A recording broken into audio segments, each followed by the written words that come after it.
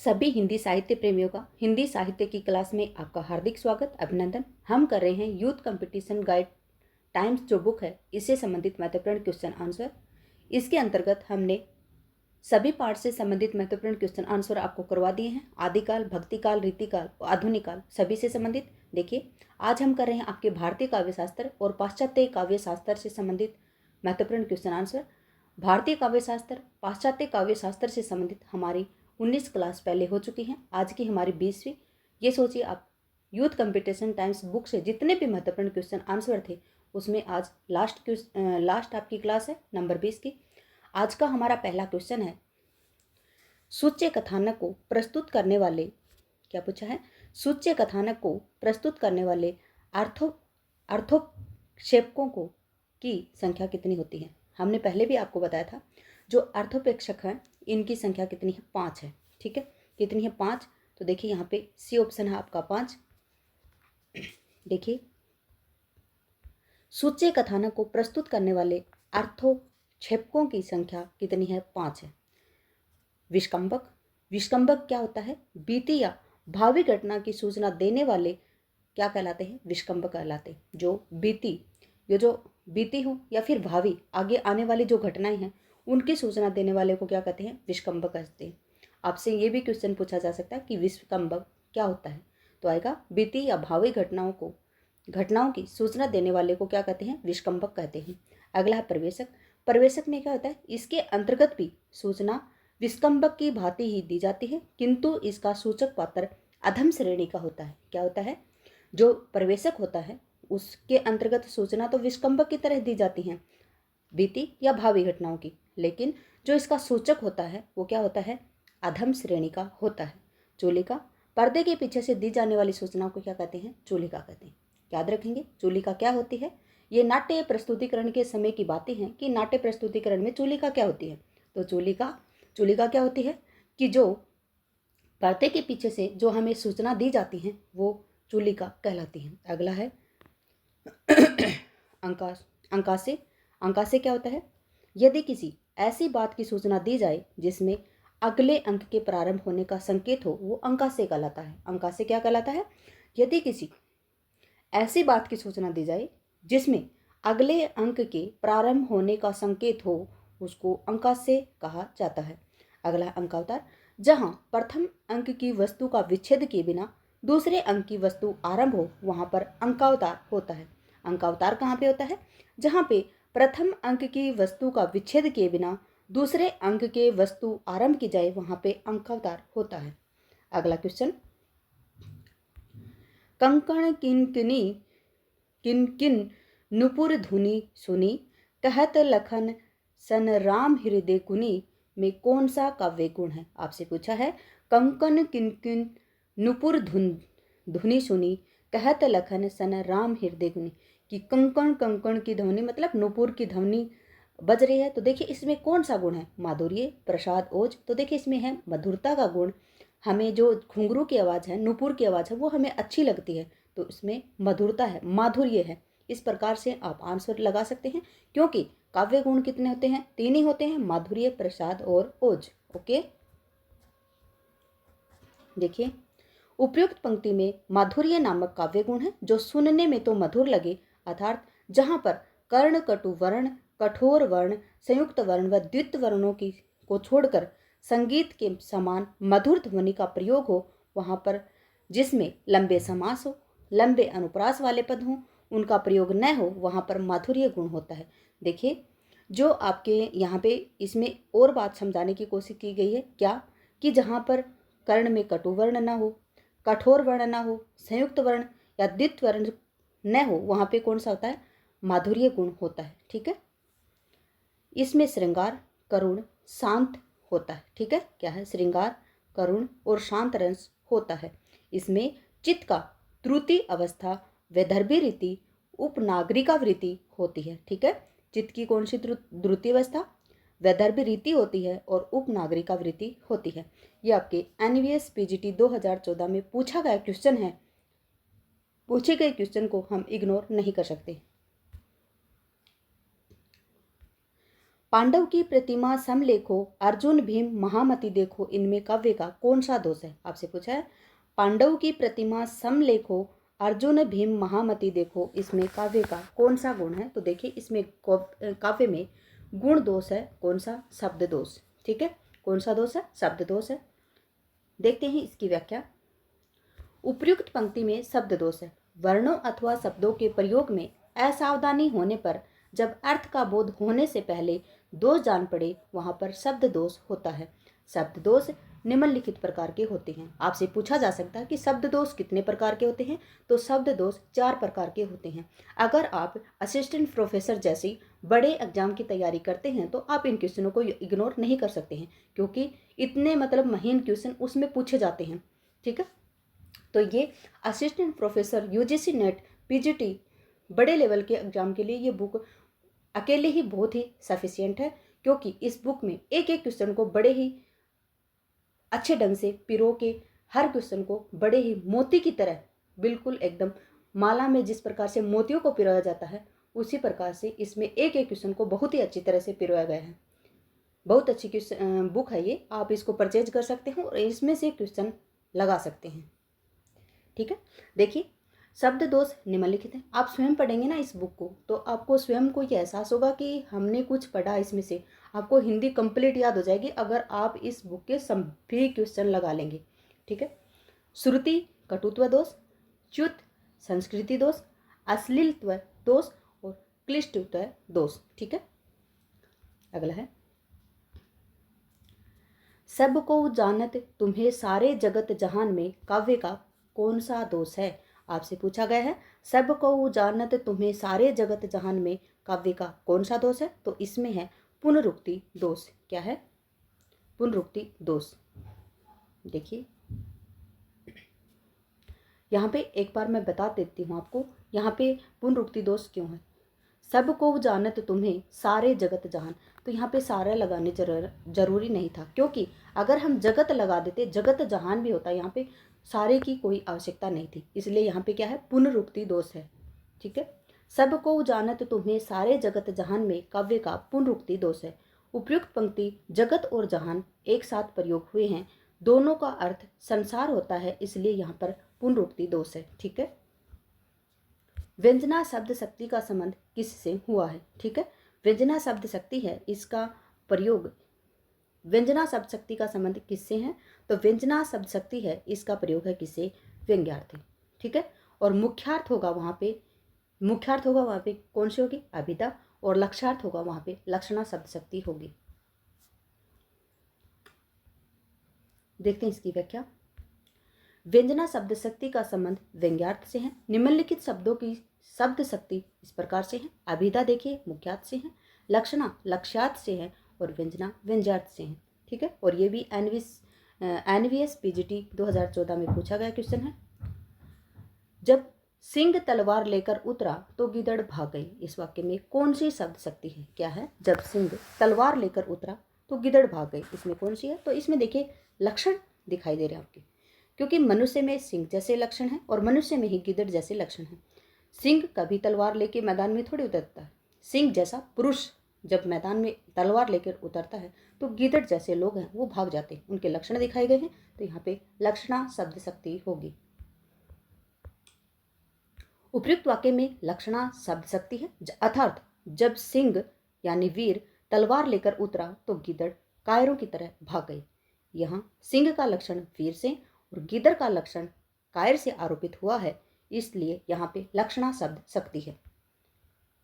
अगला है भारतीय नाट्य शास्त्र की दृष्टि से नाटक का उद्देश्य क्या है? देखिए आपसे पूछा है कि भारतीय जो नाट्य शास्त्र है इसकी दृष्टि से नाटक है, इसका उद्देश्य क्या है? तो इसका उद्देश्य है रसास्वादन। देखिए किसी भी नाटक को मंच पे प्रस्तुत किया जाता है तो हमें उसे व्यक्तित्व का परिशोधन, चरित्र चित्रण, दृश्यों का प्रस्तुतिकरण नहीं, हमें रसास्वादन हो रहा है या नहीं, नाटक में हमें आनंद आ रहा है ये नहीं, ये इसके ऊपर हम प्रमुख टिप्पणी देते हैं। तो यह यहाँ पे क्या आएगा? रसास्वादन। भारतीय नाट्य शास्त्र की दृष्टि से नाटक का उद्देश्य रसास्वादन है। नाटक काव्य का एक रूप है जो रचना स्वर्ण द्वारा ही नहीं अपितु दृष्टि द्वारा भी दर्शकों के हृदय में रसानुभूति कराती है। उसे नाटक या दृश्य काव्य भी कहते हैं। नाटक में श्रव्य काव्य से अधिक रमणीयता होती है। श्रव्य काव्य होने के कारण यह लोक चेतना से अपेक्षाकृत अधिक घनिष्ठ रूप से संबंध है। नाट्यशास्त्र में लोक चेतना का नाटक के लेखन की ओर मंचन की मूल प्रेरणा होती है। अगला क्वेश्चन है, संगत युगम का आपको चयन करना है। काव्य प्रकाश आनंदवर्धन जी की नहीं, क्योंकि काव्य प्रकाश किसकी है? मम्मट की। काव्यदर्श भामा की जी नहीं, क्योंकि काव्यदर्श दंडी की है। काव्यालंकार सूत्र वामन की जी, ये बिल्कुल एकदम सही आपका सी ऑप्शन। काव्यालंकार ये किसकी है? दंडी की नहीं, काव्यालंकार भामा की है। और काव्यालंकार सूत्रवृत्ति ये वामन की है। ठीक है, देखते हैं इसकी व्याख्या, क्योंकि यहाँ पे आंसर आएगा आपका काव्यालंकार सूत्र ये वामन की है। ठीक है, देखिए काव्य प्रकाश किसकी है? मम्मट की। काव्यदर्श दंडी की। काव्यालंकार सूत्र वामन की और काव्यालंकार भामा की है। अगला है, अधोलिखित पंक्तियों में शब्द शक्ति है आए जोग सिखावन पांडे परमार्थी पुरानन्नी लादे जो बंजारे टांडे। इसमें कौन सी शब्द शक्ति है? तो ये है आपकी व्यंजना शब्द शक्ति।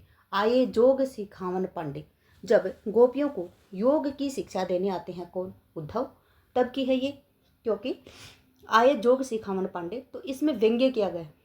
देखिए अगर आपको पता हो तो जो गोपी और उद्धव जो संवाद है उसमें सभी में व्यंग्य ही आएगा, क्योंकि गोपियां हैं वो उद्धव के ऊपर क्या करती है? व्यंग्य करती है, तो उसमें ज़्यादातर व्यंजना शब्द शक्ति है। ठीक है, कौन सी? व्यंजना शब्द शक्ति।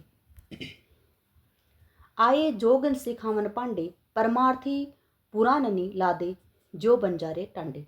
उपयुक्त पंक्ति में व्यंजना शब्द शक्ति है। शब्द में जिस व्यापार से उसके मुख्यार्थ और लक्ष्यार्थ से भिन्न किसी विशेष या गंभीर या गूढ़ अर्थ का बोध होता है उसे व्यंजना शब्द शक्ति कहते हैं। इनमें से कौन सा आचार्य अलंकार संप्रदाय में सम्मिलित नहीं है? आपसे पूछा है, इनमें से कौन सा आचार्य है जो अलंकार संप्रदाय से संबंधित नहीं है? विश्वनाथ, दंडी, भामह और उद्भट। तो जो आचार्य विश्वनाथ हैं वो अलंकार संप्रदाय से संबंधित नहीं है। ठीक है, क्या है? अलंकार संप्रदाय से संबंधित कौन नहीं है?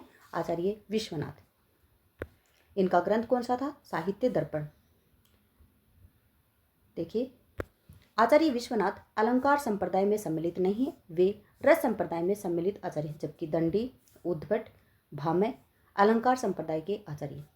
काव्य दोषों की सर्वप्रथम वैज्ञानिक व्याख्या प्रस्तुत करने वाला ग्रंथ कौन सा है? काव्य दोषों की सर्वप्रथम वैज्ञानिक व्याख्या प्रस्तुत करने वाला ग्रंथ कौन सा है? तो वो है काव्यालंकार। ठीक है, कौन सा है? काव्यालंकार। काव्य दोषों की सर्वप्रथम वैज्ञानिक व्याख्या प्रस्तुत करने वाला ग्रंथ है काव्यालंकार। काव्यालंकार के रचयिता हैं भामह। भामह कश्मीर के निवासी थे और इनके पिता का नाम रकरील गोमी था। भामह ने काव्यालंकार नामक ग्रंथ की रचना की जो 6 परिच्छेदों में विभक्त है। ठीक है, भामह ने काव्यालंकार नामक जो ग्रंथ की रचना की थी उसमें कितने अध्याय हैं? परिच्छेद हैं, तो ये 6 अध्याय। अगला देखिए, काव्य हेतु संबंधी प्रस्तुत पंक्तियों के रचयिता कौन है? शक्ति, निपुणता, लोकशास्त्र, काव्यध्य वेक्षणात्, काव्यज्ञ शिक्षाया अभ्यास इति हेतुस्त उद्भवे। ठीक है, क्या है? हेतुस्त उद्भवे। ये पंक्तियां किसकी हैं? काव्य हेतु संबंधी ये प्रस्तुत पंक्तियां किसकी हैं? तो ये हैं आपकी मम्मट की। किसकी हैं? मम्मट की। देखिए दोबारा से पढ़ लेते हैं। शक्ति, निपुणता, लोकशास्त्र, काव्यध्य वेक्षणात्, काव्य शिक्षा अभ्यास इति हेतुस्त उद्भवे। प्रस्तुत काव्य हेतु संबंधी पंक्तियां किसकी है? मम्मट की। मम्मट का ग्रंथ कौन सा था? काव्य प्रकाश। मम्मट का जन्म कश्मीर में हुआ था। इनके पिता का नाम क्या था? कैयट। मम्मट के पिता का नाम क्या था? कैयट। इनका समय 11वीं सदी का उत्तरार्ध स्वीकार किया गया। मम्मट ने काव्य प्रकाश नामक ध्वनि विरोधी ग्रंथ की रचना की थी। ये भी पूछा जा सकता है आपसे कि मम्मट का जो काव्य प्रकाश ग्रंथ है वो किस प्रकार का है? तो ये है ध्वनि विरोधी ग्रंथ, जिसमें कुल 10 उल्लास या अध्याय हैं। देखिए अध्यायों को कितनी बार मतलब अलग अलग नाम से पुकारा गया। यहाँ पे उल्लास है, पीछे हमने पढ़ा था उसमें परिच्छेद था, उल्लास, परिच्छेद, इन सभी को क्या कहा जाता है? अध्याय ही कहा जाता है। ठीक है। अधोलिखित आचार्यों का उनके काल कर्मानुसार आरोही क्रम आपको बताना है। तो देखिए, जो दंडी है ये 7वीं शताब्दी के हैं, वामन 8वीं शताब्दी के, मम्मट अभी पढ़ा हमने 11वीं शताब्दी के, विश्वनाथ 14वीं शताब्दी के और जगन्नाथ आपके 17वीं शताब्दी के। तो आपका ए ऑप्शन ही बिल्कुल ठीक है। दंडी 7वीं, वामन 8वीं, मम्मट 11वीं, विश्वनाथ 14वीं, जगन्नाथ 17वीं शताब्दी। देखिए, दंडी 7वीं शताब्दी, वामन 8वीं 9वीं शताब्दी, मम्मट 11वीं शताब्दी उत्तरार्ध, विश्वनाथ 14वीं शताब्दी और जगन्नाथ 17वीं शताब्दी मध्य भाग। 10 रूपक किस प्रकार का ग्रंथ है? देखिए, अभी हमने पढ़ा था थोड़ी देर पहले कि मम्मट का जो ग्रंथ था काव्य प्रकाश, वो ध्वनि विरोधी ग्रंथ था। यहाँ पे देखिए 10 रूपक किस प्रकार का ग्रंथ है पूछा गया ना यहाँ पे, कि जो 10 रूपक है ये किस प्रकार का ग्रंथ है। उस प्रकार से ये भी पूछा जा सकता है कि मम्मट का जो काव्य प्रकाश ग्रंथ है वो किस प्रकार का ग्रंथ है। तो आप याद रखेंगे, मम्मट का जो काव्य प्रकाश ग्रंथ है वो ध्वनि विरोधी ग्रंथ है। 10 रूपक किस प्रकार का ग्रंथ है? तो ये नाट्य संबंधी ग्रंथ है। ठीक है, 10 रूपक ग्रंथ है, ये किसका है? ये धनंजय साहब का है और ये नाट्य संबंधी ग्रंथ है। ठीक है, देखिए 10 रूपक नाट्य संबंधी ग्रंथ है। धनंजय ध्वनि विरोधी आचार्य थे। ठीक है, ध्वनि विरोधी आचार्य कौन थे? धनंजय। और ध्वनि विरोधी ग्रंथ किसने लिखा था? वो मम्मट ने काव्य प्रकाश लिखा था। 10 रूपक नामक ग्रंथ की इन्होंने रचना की थी और ये किससे संबंधित है? नाट्य संबंधित है। 10 रूपक में 4 प्रकाश और लगभग 300 कारिकाएं हैं। धनंजय के भ्राता कौन रहे हैं? धनिक ने 10 रूपक की टीका अवलोक नाम से लिखी थी। ठीक है, धनंजय के भ्राता मतलब भाई कौन रहे हैं? धनिक। धनिक ने 10 रूपक की एक टीका लिखी और उसका नाम था अवलोक। आपसे पूछा जा सकता है कि धनंजय के भाई धनिक ने 10 रूपक की टीका किस नाम से लिखी है? तो आप याद रखेंगे अवलोक नाम से लिखी। ठीक है, निम्नलिखित में से काव्य दोष कौन सा नहीं? श्रुति कटुत्व, च्युत संस्कृति, क्लिष्टत्व और घनत्व। अभी थोड़ी देर पहले पढ़ा था हमने कि जो काव्य दोष हैं उसके 4 भेद थे। ठीक है, कौन कौन से थे? श्रुति कटुत्व आएगा इसमें, च्युत संस्कृति भी आएगा, क्लिष्टत्व भी आएगा, लेकिन घनत्व नहीं आएगा। ठीक है, देख लेते हैं हम आगे इसकी व्याख्या। देखिए, घनत्व काव्य दोष का उदाहरण नहीं होता, जबकि अन्य काव्य दोष के अंतर्गत आते हैं जो निम्नलिखित हैं। श्रुति जो कटुत्व है वो किस प्रकार से काव्य दोष है? सुनने में रसहीन श्रुति कटुत्व दोष लगता है। देखिए, श्रुति कटुत्व क्या होगा? जो सुनने में क्या हो? रसहीन हो, रस नहीं आए। वामन ने इसे कष्ट नाम दिया है। वामन ने, आपसे पूछा जा सकता है कि श्रुति कटुत्व है उसको वामन ने क्या नाम दिया है? तो कष्ट नाम दिया है। केशवदास ने इसे नेच्छो कर्ण कटु कहा है। ठीक है, क्या कहा है? नेच्छो कर्ण कटु। उदाहरण, सिद्धार्थ ये गए सिद्धार्थ कुमार, सिद्धार्थ यत पद में यही दोष है। ठीक है, अगला है च्युति संस्कृति दोष, व्याकरण द्वारा असम्मत शब्दों का प्रयोग। उदाहरण, मरम वचन सीता जब बोला, हरि प्रेरित लक्ष्मण मंडोला। इसमें सीता स्त्रीलिंग के साथ बोला क्रिया रूप असंगत है। बिल्कुल ठीक है, मरम वचन सीता जब बोला, जबकि यहाँ पे सीता स्त्रीलिंग है तो यहाँ पे बोली। ठीक है, आगे है क्लिष्टत्व दोष, अत्यंत दुर्बोध शब्द का प्रयोग करना। कहूँ सुप्रेम प्रगट को करई, के ही छाया कविमति अनुसरई। यहाँ पर शब्द ध्वनि सिद्धांत में कवि परंपरा के अर्थ में सामान्य छाया में अर्थ नहीं होता है। ठीक है, अगला है निम्नलिखित आचार्यों को उनके ग्रंथों के साथ आपको मिलाना है। तो देखिए, अभिनव गुप्त जी का कौन सा है? तो अभिनव गुप्त जी का है ध्वन्यालोक लोचन। राजशेखर जी का कौन सा है? काव्य मीमांसा। महिम भट्ट जी का कौन सा है? तो व्यक्ति विवेक। कहाँ है व्यक्ति विवेक? बिल्कुल ठीक। और भोजराज जी का कौन सा है? सरस्वती कंठाभरण। और बचा आपका काव्य प्रकाश, ये है मम्मट जी का जो ध्वनि विरोधी ग्रंथ है। किसका है ये? मम्मट जी का। ओके, तो आपका आंसर आएगा यहाँ पे, देखते हैं यहाँ पे क्या आंसर आएगा। यहाँ पे मिलान करते हैं, यहाँ पे देखिए सी आएगा, क्योंकि अभिनव गुप्त का ध्वन्यालोक तो 1 में 2 यहीं पर है, 1 से ही आपका आंसर बन रहा है। ठीक है, देखिए अभिनव गुप्त जी का ध्वन्यालोक लोचन, राजशेखर जी का काव्य मीमांसा, महिम भट्ट जी का व्यक्ति विवेक, भोजराज जी का सरस्वती कंठाभरण और मम्मट का है काव्य प्रकाश। ठीक है, अगला क्वेश्चन, मुख्यार्थ मुख्यार्थ हाथी दोष काव्य दोष का यह लक्षण किस आचार्य ने दिया? क्या है? मुख्यार्थ हाथी दोष काव्य दोष का यह लक्षण किस आचार्य ने दिया है? तो वो दिया है आचार्य मम्मट ने। किसने दिया? आचार्य मम्मट ने। मुख्यार्थ हाथी दोष काव्य दोष का यह लक्षण आचार्य मम्मट के द्वारा दिया गया है। अन्य आचार्य द्वारा दिए गए दोष इस प्रकार से हैं। आचार्य वामन ने कौन सा दिया है? गुण विप्रिय आत्मनो दोषाः। आचार्य भट्ट ने दोषाः न अंत्यर्थ तो ग्राह्य। और आचार्य विश्वनाथ ने दिया है रस अपकर्ष का दोषा। ठीक है, रस अपकर्ष का दोषा। अगला है काव्य शोभायाः कर्तारो धर्मा गुणाः। काव्य गुण की उपयुक्त परिभाषा किस आचार्य ने दी है? किसने दी है? काव्य शोभायाः कर्तारो धर्मा गुणाः। काव्य गुण की उपयुक्त परिभाषा किस आचार्य ने दी है? तो वो दी है आचार्य वामन ने। किसने दी है? आचार्य वामन ने। देखिए, काव्य शोभाया कर्तारो धर्मा गुणाः। काव्य गुण की परिभाषा आचार्य वामन ने दिया है। वामन तृतीय संप्रदाय के प्रवर्तक हैं। इनके काव्य शास्त्रीय ग्रंथ का नाम है काव्य अलंकार सूत्र वृत्ति। अगला है निम्नलिखित में से कौन सी ओज गुण से संपन्न रचना की परिभाषा भरत मुनि ने दी? निम्नलिखित में से कौन सी ओज गुण से संपन्न जो रचना है उसकी परिभाषा भरत मुनि ने दी है? तो समास की अधिकता ओज कहलाती है? नहीं।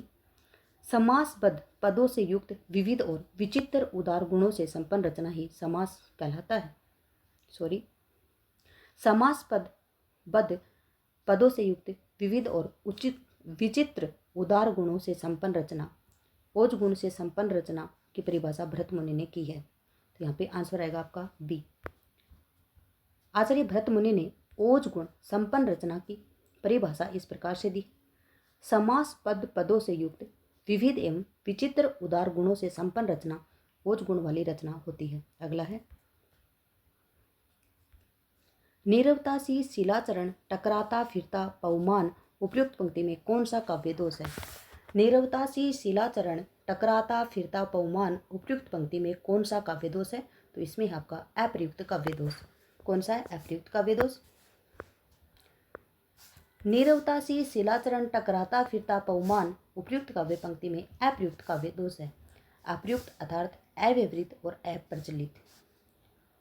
अनुप्रयुक्त दोष जहाँ पर काव्य में अप्रचलित शब्दों का प्रयोग होता है वहाँ पर अप्रयुक्त दोष होता है। इन पंक्तियों में पवन के लिए पवमान अप्रचलित शब्द का प्रयोग हुआ, अतः अप्रयुक्त दोष होता है यहाँ पे। कालक्रम की दृष्टि से निम्नलिखित आचार्यों का सही अनुक्रम क्या है?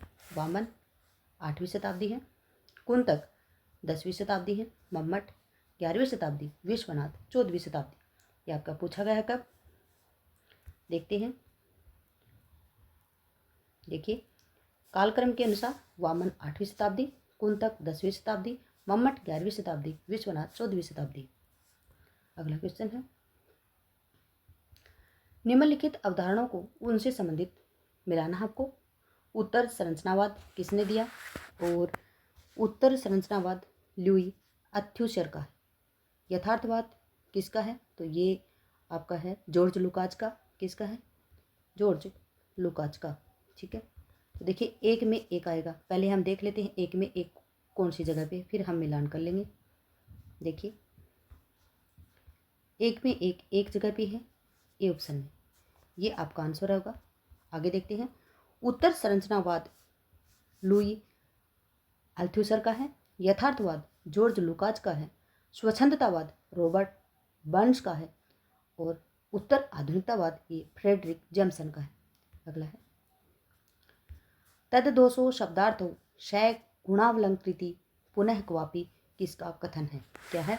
तद्दोषो शब्दार्थो शय गुणावलंकृति पुनः क्वापि, ये किसका कथन है? तो ये है आचार्य मम्मट का। किसका है? आचार्य मम्मट का। देखिए तद्दोषो शब्दार्थ शय गुणावलंकृति पुनः क्वापि आचार्य मम्मट का कथन है। आचार्य मम्मट के ग्रंथ का नाम काव्य प्रकाश है। और ये किस प्रकार का ग्रंथ है? तो ये है ध्वनि विरोधी ग्रंथ। काव्य हेतु कितने प्रकार के होते हैं? तो काव्य हेतु हैं वो कितने प्रकार के होते हैं? काव्य हेतु 3 प्रकार के होते हैं। ठीक है, काव्य हेतु कितने प्रकार के होते हैं? 3। कौन कौन से? प्रतिभा, व्युत्पत्ति और अभ्यास। ठीक है, देखिए काव्य हेतु 3 प्रकार के होते हैं, प्रतिभा, व्युत्पत्ति और अभ्यास। रीतिर आत्मा काव्य से किसका कथन है? क्या है? रीति आत्मा काव्य से, ये किसका कथन है? तो ये है आपके वामन साहब का। देखिए रीतिर आत्मा काव्य से वामन का कथन है। वामन ने रीति को काव्य की आत्मा माना है और ये रीति संप्रदाय के प्रवर्तक आचार्य हैं। ठीक है, सद्य पर निवृत्तये कांता सम्मित तयो उपदेश युजे कथन किसका है? क्या पूछा आपसे? सही, सद्य पर निवृत्तये कांता सम्मित यो उपदेश युजे, ये कथन किसका है? तो ये कथन है आचार्य मम्मट का। किसका है? आचार्य मम्मट का। देखिए सद्य पर निवृत्तये कांता सम्मित तयो उपदेश युजे कथन में के रचनाकार आचार्य मम्मट हैं, जबकि वामन, भरत मुनि और हेमचंद्र इस कथन से संबंधित नहीं। उत्पत्तिवाद किस आचार्य का सिद्धांत है? आपसे पूछा है जो उत्पत्तिवाद है वो किस आचार्य का सिद्धांत है? तो वो आपका सिद्धांत है किसका? भट्ट लोलट जी का। ये काफ़ी बार पूछा गया क्वेश्चन है कि उत्पत्तिवाद किस आचार्य का है? तो ये है भट्ट लोलट का। उत्पत्तिवाद या आरोपवाद सिद्धांत भट्ट लोलट का है, जबकि भट्ट नायक का सिद्धांत है भुक्तिवाद, जिसे भोगवाद कहा जाता है। अभिनव गुप्त का सिद्धांत है अव्यक्तिवाद और शंकु का सिद्धांत है अनुमितिवाद। इस प्रकार से ये आप ये याद भी रखेंगे क्या कि ये सिद्धांत किसके ऊपर दिए गए थे? तो ये भरत मुनि का जो सिद्धांत है उसकी व्याख्या प्रस्तुत की थी इन लोगों ने, और 4 लोग थे ये भट्ट नायक। लोग तो क्यों कहेंगे, माननीय हैं, आचार्य हमारे। तो भट्ट नायक जी, भट्ट लोलट जी, अभिनव गुप्त जी और शंकु जी, इन्होंने 4 अलग अलग सिद्धांत दिए थे। ठीक है, जो भट्ट नायक साहब हैं इन्होंने सिद्धांत दिया था भुक्तिवाद, जिसे भोगवाद कहा गया। भट्ट लोलट हैं, इन्होंने सिद्धांत दिया था उत्पत्तिवाद, जिसे आरोपवाद कहा गया। अभिनव गुप्त जी ने सिद्धांत दिया अभिव्यक्तिवाद और आचार्य शंकुक ने दिया अनुमितिवाद। ठीक है,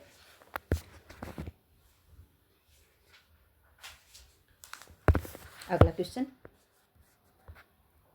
देखिए, आचार्य आनंदवर्धन किस प्रकार के आचार्य माने जाते हैं? देखिए जो आनंदवर्धन जी हैं ये किस प्रकार के आचार्य हैं? तो ये ध्वनि सिद्धांत के प्रवर्तक हैं ये। तो किस प्रकार के आचार्य होंगे? ध्वनि आचार्य होंगे। ठीक है, अलंकार भामह ने दिया था, वक्रोक्ति कुंतक जी ने दिया था और औचित्य क्षेमेंद्र जी ने दिया था। और ये देखिए एमपी असिस्टेंट प्रोफेसर हिंदी 2017 में पूछा गया क्वेश्चन है, बहुत ही इंपॉर्टेंट क्वेश्चन है ये। आचार्य आनंदवर्धन ध्वनि संप्रदाय के आचार्य हैं। इन्होंने ध्वनि को काव्य की आत्मा मानकर ध्वनि संप्रदाय का प्रतिपादन किया है, जबकि अलंकार संप्रदाय के प्रतिपादक आचार्य भामह हैं, वक्रोक्ति के प्रतिपादक आचार्य कुंतक जी हैं और औचित्य के प्रतिपादक आचार्य क्षेमेंद्र जी हैं। काव्य दर्श की रचना किसने की है? तो काव्य दर्श की रचना करने वाले हैं दर्श से दैसे दर्श और दैसे दंडी। ठीक है, काव्य दर्श की रचना किसने की है? तो दंडी जी ने की है। काव्य दर्श की रचना दंडी ने की है। और ये भी देखिए एमपी असिस्टेंट प्रोफेसर हिंदी 2017 में पूछा गया क्वेश्चन है। काव्य दर्श की रचना दंडी ने की है। यह आचार्य दंडी के काव्य शास्त्रीय ग्रंथ, जबकि आचार्य भरत मुनि ने नाट्य शास्त्र और आचार्य वामन ने काव्यालंकार सूत्रवृत्ति नामक काव्य शास्त्रीय ग्रंथों की रचना की है। आज का अंतिम क्वेश्चन, और जो देखिए आज का जो ये अंतिम क्वेश्चन है ये आपके हिंदी साहित्य में भारतीय काव्यशास्त्र और पाश्चात्य काव्य शास्त्र से संबंधित जितने भी यूथ कंपटीशन टाइम्स बुक में क्वेश्चन दिए गए थे वह मैंने आपको कंप्लीट करवा दी है। अगली क्लास होगी आपके रस से संबंधित। ठीक है, आज का हमारा अंतिम क्वेश्चन और भारतीय काव्यशास्त्र और पाश्चात्य काव्यशास्त्र से संबंधित अंतिम क्वेश्चन है, सरस्वती कंठाभरण किस रचनाकार का ग्रंथ है? तो जो सरस्वती कंठाभरण है ये किसका है? ये भोज का है। ठीक है, किसका है? भोज का। देखिए श्रृंगार प्रकाश भोजराज जी का है। सरस्वती कंठाभरण रचना भोजराज जी की है। श्रृंगार प्रकाश भी भोजराज जी का है। काव्यालंकार भामह जी का है। काव्यालंकार सूत्रवृत्ति ये वामन का है और महाभाष्य पतंजलि का है। इसी के साथ क्लास का करते हैं हम समापन। आपके उज्जवल भविष्य के लिए हम आपको शुभकामनाएं देते हैं, मनोकामना भी करते हैं। भगवान आपकी इच्छा को पूरा करे और आपको जल्द ही किसी सरकारी नौकरी में बड़े से बड़े पद पर आपको अवगत कराए। जय हिंद, जय भारत, जय जवान, जय किसान।